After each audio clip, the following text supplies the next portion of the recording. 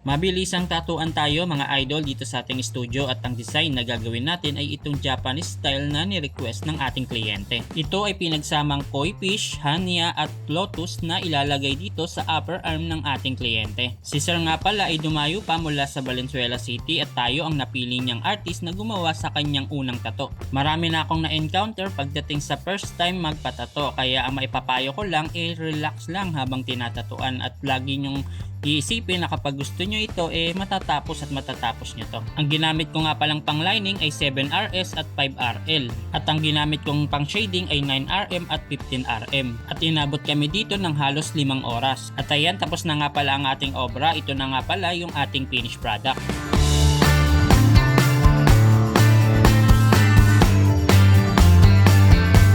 At pagkalipas ng 5 buwan, pinakulayan din ng ating kliyente yung ulo ng Hanya mask. Kaya sa mga gusto magpatato, mag-message lamang sa aming FB page.